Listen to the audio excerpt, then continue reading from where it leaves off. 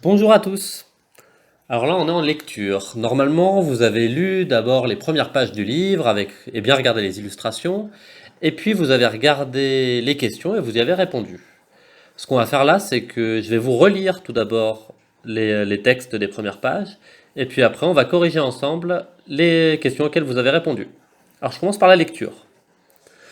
À n'en pas douter, le prince de Motordu menait la belle vie. Il habitait un chapeau magnifique au-dessus duquel, le dimanche, flottaient les crapauds bleu-blanc-rouge qu'on pouvait voir de loin. Le prince de Motordu ne s'ennuyait jamais. Alors comme en classe, quand on fait la lecture, vous pouvez en profiter pour suivre avec votre doigt. Je vous lis la bulle numéro 2. Lorsque venait l'hiver, il faisait d'extraordinaires batailles de poules de neige. Troisième bulle. Et le soir, il restait bien au chaud à jouer aux tartes avec ses coussins dans la grande salle à danger du chapeau. Bulle numéro 4. Le prince vivait à la campagne. Un jour, on le voyait mener paître son troupeau de boutons. Le lendemain, on pouvait l'admirer filant comme le vent sur son râteau à voile. Bulle numéro 5. Et quand le dimanche arrivait, il invitait ses amis à déjeuner. Le menu était copieux. Menu du jour: boulet rôti, purée de petits bois, pâtes fraîches à volonté, suisse de grenouille et au dessert, braise du jardin, confiture de mûres de la maison. Alors, vous avez vu, il y a plein de mots qui sont changés. C'est un petit peu comme ce qu'on avait vu hier sur la couverture et la quatrième de couverture. Donc ça rend le tout un petit peu compliqué. C'est pas facile à comprendre, mais ça nous fait faire plein de petits jeux de mots et réfléchir en même temps qu'on lit. Alors par exemple, si on reste sur le menu du jour, dans le menu du jour, on avait du boulet rôti. Je présume que vous savez ce que c'est qu'on a voulu dire. C'est en fait du poulet rôti. La purée de petits bois, c'est la purée de petits pois. Les Suisses de grenouille.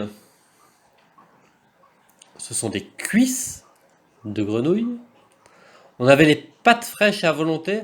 Alors pâtes, ils l'ont écrit différemment. Normalement, les pâtes qu'on mange, ça s'écrit avec un seul T. Et là, ils l'ont écrit comme des pâtes de mouton, des pâtes de canard. Au dessert, on avait des braises du jardin. Ça n'existe pas. La braise, c'est ce qu'on a quand on a fait du feu, c'est ce qui reste dans le feu.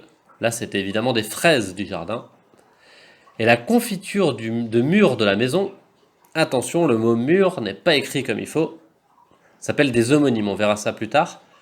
Mais le mot mur, il est écrit comme le mur de la maison, celui qui porte la maison, qui porte les piliers, le mur de la maison. Alors qu'il aurait fallu l'écrire avec un accent circonflexe sur le U et un E pour les mûres, le fruit qu'on mange. Donc maintenant, on va regarder les exercices que vous aviez à faire. Donc premier exercice, il fallait répondre à la question: qui est le personnage principal, en faisant une phrase. Alors pour faire une phrase, pour répondre à cette question, on reprend les éléments de la question. Donc le personnage principal est le prince de Motordu.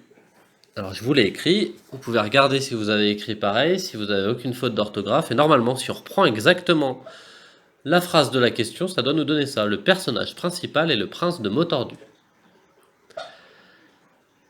Pour le deuxième exercice, il fallait remettre les mots dans l'ordre pour former une phrase. Alors on avait quelques indices.